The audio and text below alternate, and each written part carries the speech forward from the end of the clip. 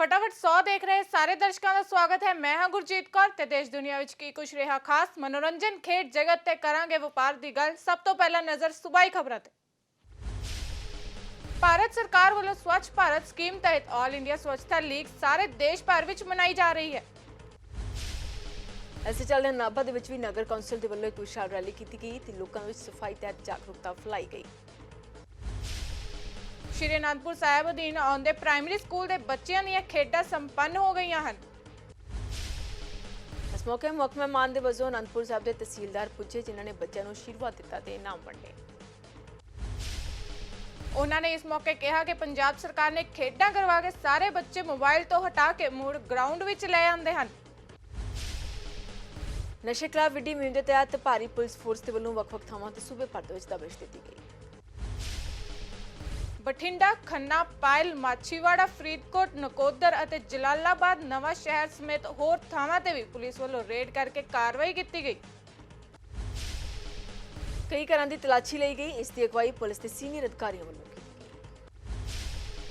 हुशियारपुर विच cabinet मंत्री इंदरबीत सिंह निज्जर वालों ward number 27 विच 25 लाख की लागत ट्यूबवैल लगाउण दे काम की शुरुआत की गई। कैबिनेट मंत्री ने आख्या कि सरकार नहरी पानी नूं पीण लायक बनाउण लई प्रोजैक्ट शुरू करन जा रही है ते जल्द ही समस्या का हल कर दिता जाएगा। महल कलां दी बहु मंत्री सहकारी सभा सुसाइटी के साबका सैकटरी ते वड्डी पद्धर दा घोटाला करन दे दोष लगे ने। मौजूदा प्रधान ने इल्जाम लगाए ने कि आत्मा सिंह के वलों लंबे समय तो घोटाले किए जा रहे हैं, जिस नूं लैके सहकारी सभा नूं त्रुटियां दे नोटिस भी भेजे गए ने। ते दूजे पासे साबका सैकटरी ने अपने ते लगे दोषां नूं नकारिया ते मौजूदा प्रधान ते मैंबरां ने इस संबंधी ठोस कार्रवाई की मांग की।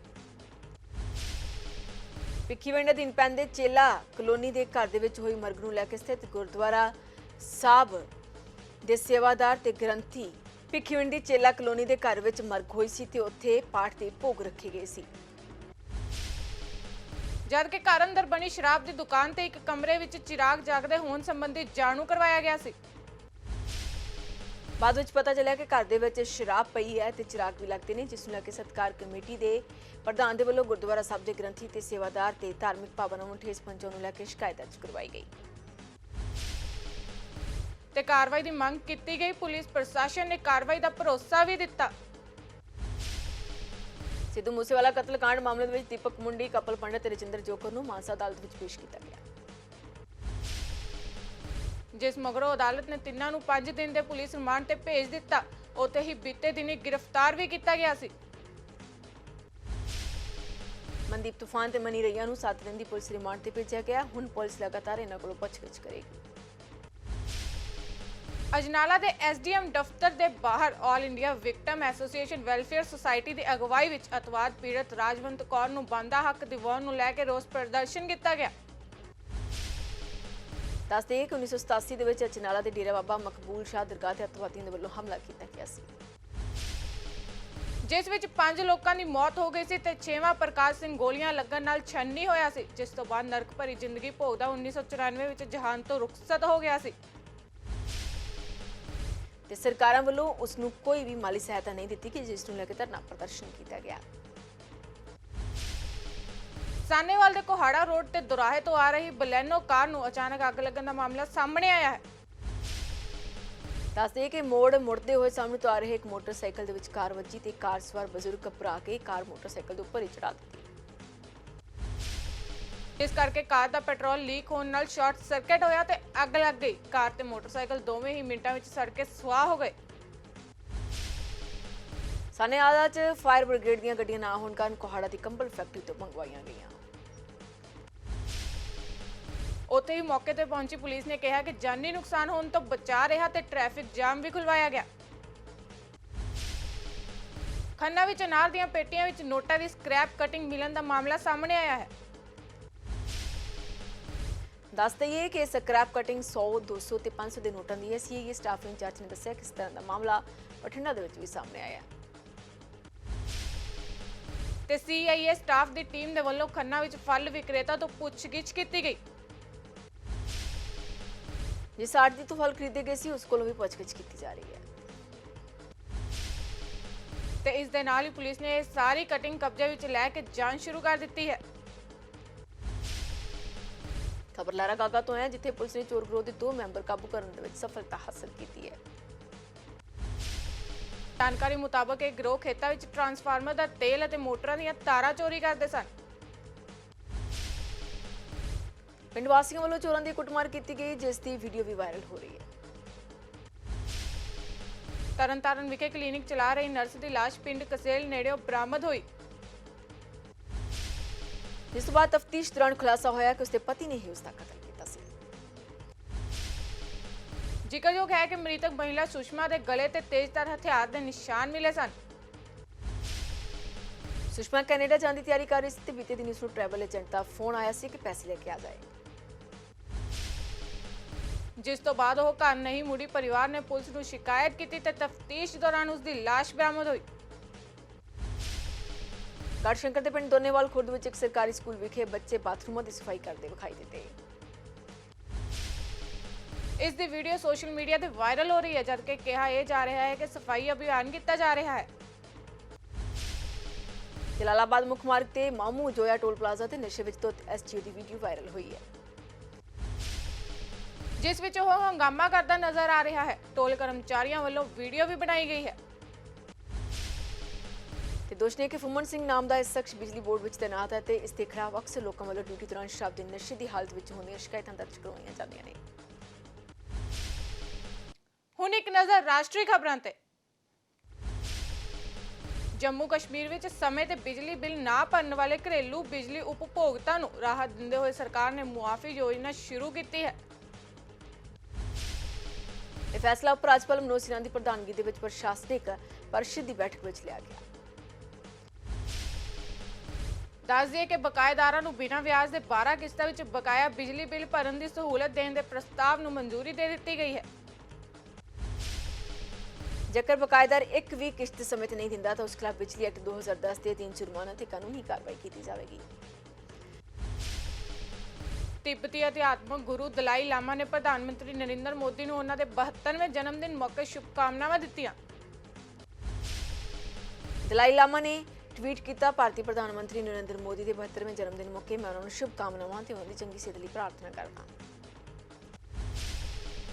ਦਲਾਈ ਲਾਮਾ ਨੇ ਭਾਰਤ ਵੱਲੋਂ ਕਰੋਨਾ ਸਮੇਂ ਪੈਦਾ ਚੁਣੌਤੀਆਂ ਦਾ ਸਫਲਤਾਪੂਰਵਕ ਸਾਹਮਣਾ ਕਰੇ ਜਾਣ ਦੀ ਗੱਲ ਨੂੰ ਵੀ ਅਦਭੁਤ ਕਿਹਾ ਹੈ। ਖਬਰ ਉੱਤਰ ਪ੍ਰਦੇਸ਼ ਦੇ ਕਾਨਪੁਰ ਤੋਂ ਹੈ, ਜਿੱਥੇ ਬਰੇਲੀ ਜਾ ਰਿਹਾ ਇੱਕ ਟਰੱਕ ਮੀਂਹ ਨਾਲ ਹੋਏ ਚਿੱਕੜ ਵਿੱਚ ਧਸ ਗਿਆ। ਟਰੱਕ ਨੋਟਾਂ ਦੀ ਕਰਤਨ ਨਾਲ ਭਰਿਆ ਹੋਇਆ ਸੀ ਤੇ ਜਦੋਂ ਟਰੱਕ ਨੂੰ ਬਾਹਰ ਕੱਢਣ ਲੱਗੇ ਤਾਂ ਉਸ ਵਿੱਚੋਂ ਨੋਟਾਂ ਦੀ ਕਰਤਨ ਦਾ ਬੰਡਲ ਸੜਕ ਤੇ ਡਿੱਗ ਗਿਆ। ਪੁਲਿਸ ਨੇ ਪੂਰੇ ਮਾਮਲੇ ਨੂੰ ਸਮਝਿਆ ਤੇ ਗੱਲਬਾਤ ਮਗਰੋਂ ਟਰੱਕ ਨੂੰ ਚਿੱਕੜ ਦੇ ਵਿੱਚੋਂ ਕਢਵਾ ਕੇ ਰਵਾਨਾ ਕੀਤਾ। ਤੇ ਹੁਣ ਨਜ਼ਰ ਪਾ ਲੈਂਦੇ ਹਾਂ ਅੰਤਰਰਾਸ਼ਟਰੀ ਖਬਰਾਂ ਤੇ। ਪਾਕਿਸਤਾਨ ਵਿੱਚ ਹਾਲ ਹੀ 'ਚ ਪੋਲੀਓ ਵਾਇਰਸ ਦੇ ਚੱਲਦੇ 6 ਮਹੀਨੇ ਦੇ ਬੱਚੇ ਦੀ ਮੌਤ ਹੋ ਗਈ ਹੈ। ਦੱਸ ਦਈਏ ਕਿ ਪਾਕਿਸਤਾਨ ਤੇ ਅਫਗਾਨਿਸਤਾਨ ਹੀ ਅਜਿਹੇ ਦੇਸ਼ ਨੇ ਜਿੱਥੇ ਪੋਲੀਓ ਦੀ ਬਿਮਾਰੀ ਹੁਣ ਵੀ ਮੌਜੂਦ ਹੈ। ਪਾਕਿਸਤਾਨ ਵਿੱਚ ਪੋਲੀਓ ਦੇ ਖਾਤਮੇ ਦੀ ਕੋਸ਼ਿਸ਼ ਨੂੰ ਗੰਭੀਰ ਨੁਕਸਾਨ ਪਹੁੰਚਿਆ ਹੈ ਤੇ ਦਾਅਵਾ ਹੈ ਕਿ ਪੋਲੀਓ ਦੀਆਂ ਬੂਤਾਂ ਦੇ ਕਾਰਨ ਬਾਝਪਨ ਹੁੰਦਾ ਹੈ। ਫਿਜੀ ਦੇ ਪ੍ਰਧਾਨ ਮੰਤਰੀ ਫਰੈਂਕ ਬੈਨੀਮਰਾਮਾ ਦੇ ਪੁੱਤਰ ਤੇ ਆਸਟ੍ਰੇਲੀਆ ਦੇ ਵਿੱਚ ਕਈ ਘਰੇਲੂ ਹਿੰਸਾ ਦੇ ਅਪਰਾਧਾਂ ਦੇ ਦੋਸ਼ ਲੱਗੇ ਨੇ। ਦੱਸ ਦੇ ਕਿ ਉਸ ਤੇ ਸੰਪਤੀ ਨੂੰ ਨੁਕਸਾਨ ਪਹੁੰਚਾਉਣਾ ਤੇ ਬਿਨਾਂ ਸਹਿਮਤੀ ਦੇ ਅਤਰੰਗੀ ਤਸਵੀਰਾਂ ਜਾਰੀ ਕਰਨ ਦਾ ਦੋਸ਼ ਹੈ। ਪੁਲਿਸ ਵੱਲੋਂ ਬੈਨੀਮਰਾਮਾ ਨੂੰ ਪਿਛਲੇ ਹਫ਼ਤੇ ਗ੍ਰਿਫਤਾਰ ਕਰ ਲਿਆ ਗਿਆ ਸੀ, ਪਰ ਉਸ ਨੂੰ ਜ਼ਮਾਨਤ ਮਿਲ ਗਈ ਸੀ। ਲੰਡਨ ਦੇ 900 ਸਾਲ ਪੁਰਾਣਾ ਵੈਸਟਮਿੰਸਟਰ ਹਾਲ ਵਿੱਚ ਮਹਾਰਾਣੀ ਐਲਿਜ਼ਾਬੈਥ ਦੀ ਮ੍ਰਿਤਕ ਦੇਹ ਰੱਖੀ ਹੋਈ ਹੈ ਅਤੇ ਚਾਰੇ ਪਾਸੇ ਸન્ਨਾਟਾ ਪਸਰਿਆ ਹੋਇਆ ਹੈ।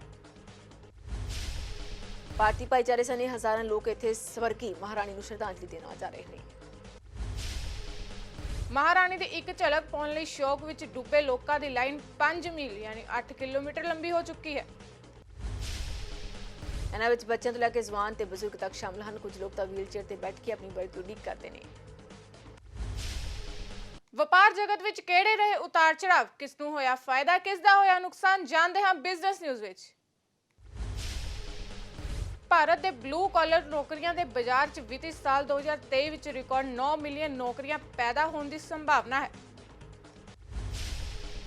ਕੋਵਿਡ ਤੋਂ ਬਾਅਦ ਕੰਪਨੀ ਦੀਆਂ ਸੇਵਾਵਾਂ ਦੀ ਗਤੀਵਿਧੀਆਂ ਦੇ ਵਿੱਚ ਤੇਜ਼ੀ ਆਈ ਹੈ ਤੇ ਕਾਰੋਬਾਰੀ ਵਾਧੇ ਨੂੰ ਪੂਰਾ ਕਰਨ ਲਈ ਆਪਣੇ ਮੁਲਾਜ਼ਮਾਂ ਨੂੰ ਵਧਾਉਣ ਦੀਆਂ ਕੋਸ਼ਿਸ਼ਾਂ ਕਰ ਰਹੇ ਨੇ।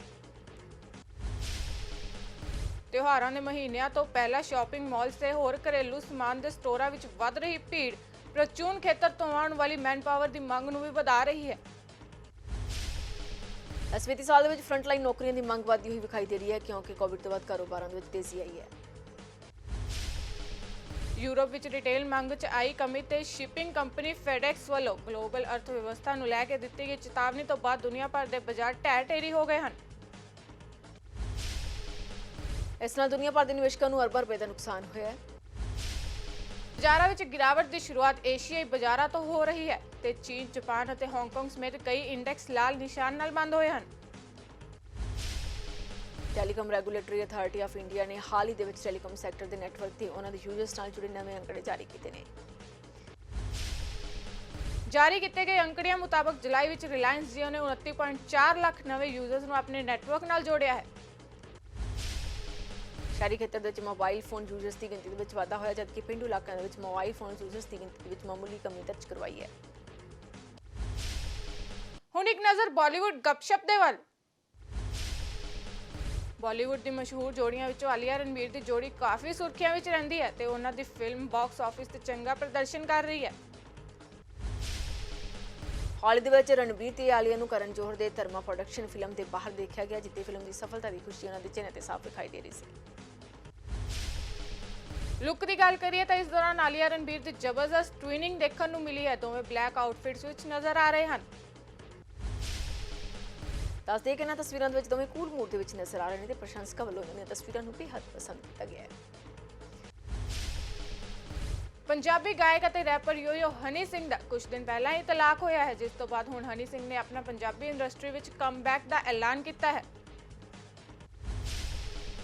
ਹਨੀ ਸਿੰਘ ਨੇ ਸੋਸ਼ਲ ਮੀਡੀਆ ਤੇ ਇੱਕ ਵੀਡੀਓ ਸਾਂਝੀ ਕੀਤੀ ਹੈ ਜਿਸ ਵਿੱਚ ਉਹਨਾਂ ਨੇ ਆਪਣੇ ਕਮਬੈਕ ਦਾ ਐਲਾਨ ਕੀਤਾ ਹੈ। ਹਨੀ ਸਿੰਘ ਦੇ ਫੈਨਸ ਉਹਨਾਂ ਦੀ ਨਵੀਂ ਆ ਰਹੀ 뮤직 ਐਲਬਮ ਦਾ ਬੇਸਬਰੀ ਨਾਲ ਇੰਤਜ਼ਾਰ ਕਰ ਰਹੇ ਹਨ। ਤੇ ਹੁਣ ਰੁਕ ਕਰਦੇ ਹਾਂ ਖੇਡ ਦੇ ਮੈਦਾਨ ਵੱਲ। ਓਲੰਪਿਕ ਵਿੱਚ ਚਾਂਦੀ ਦਾ ਤਗਮਾ ਜੇਤੂ ਭਾਰਤੀ ਪਹਿਲਵਾਨ ਰਵੀ ਦਹੀਆ ਗੁਲਾਮ ਜੋਨ ਅਬਦੁੱਲਾਏਵ ਤੋਂ ਹਾਰ ਕੇ ਕੁਸ਼ਤੀ ਵਿਸ਼ਵ ਚੈਂਪੀਅਨਸ਼ਿਪ ਤਗਮੇ ਦੀ ਦੌੜ ਵਿੱਚੋਂ ਬਾਹਰ ਹੋ ਗਏ ਹਨ। ਨਵੀ ਨੇ ਰੇਪ ਚੇਸ ਦੇ ਸ਼ੁਰੂਆਤੀ ਗੇੜ ਦੇ ਵਿੱਚ ਉਜ਼ਬੇਕਿਸਤਾਨ ਤੇ ਦੁਨੀਆ ਦੇ ਚੌਥੇ ਨੰਬਰ ਦੇ ਸਿਰਬਾਜ਼ ਤਲਗਟ ਨੂੰ 11-3 ਦੇ ਨਾਲ ਹਰਾਇਆ। ਦੁਨੀਆ ਦੇ ਦੂਜੇ ਨੰਬਰ ਤੇ ਪਹਿਲਵਾਨ ਦਹੀਆ ਇੱਕ ਤਰਫਾ ਮੁਕਾਬਲੇ ਵਿੱਚ ਅਬਦੁੱਲਾਏਵ ਹੱਥੋਂ ਤਕਨੀਕੀ ਯੋਗਤਾ 0 ਤੇ 10 ਨਾਲ ਹਾਰ ਗਏ। ਦਹੀਆ ਕਾਂਸੀ ਦੇ ਤਮਗੇ ਦੇ ਰੇਪ ਚੇਸ ਗੇੜ ਦੇ ਵਿੱਚ ਨਹੀਂ ਖੇਡਣਗੇ। ਭਾਰਤ ਤੇ ਆਸਟ੍ਰੇਲੀਆ ਕ੍ਰਿਕਟ ਟੀਮਾਂ ਦਰਮਿਆਨ 3 ਮੈਚਾਂ ਦੀ T20 ਸੀਰੀਜ਼ ਦਾ ਪਹਿਲਾ ਮੈਚ 20 ਸਤੰਬਰ ਨੂੰ ਮੋਹਾਲੀ ਦੇ IS ਬਿੰਦਰਾ ਸਟੇਡੀਅਮ ਵਿੱਚ ਖੇਡਿਆ ਜਾਵੇਗਾ।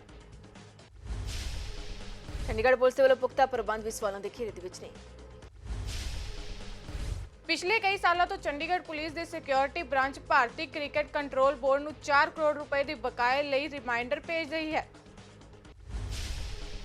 ਰਕਮ ਤਾਂ ਦੂਰ ਉਹਨਾਂ ਨੂੰ ਭੇਜੇ ਗਏ ਪੱਤਰਾਂ ਦੇ ਜਵਾਬ ਤੱਕ ਨਹੀਂ ਮਿਲੇ। ਚੰਡੀਗੜ੍ਹ ਪੁਲਿਸ ਨੇ BCCI ਨੂੰ 8 ਵਾਰ ਇਸ ਬਾਬਤ ਰਿਮਾਈਂਡਰ ਭੇਜਿਆ ਹੈ।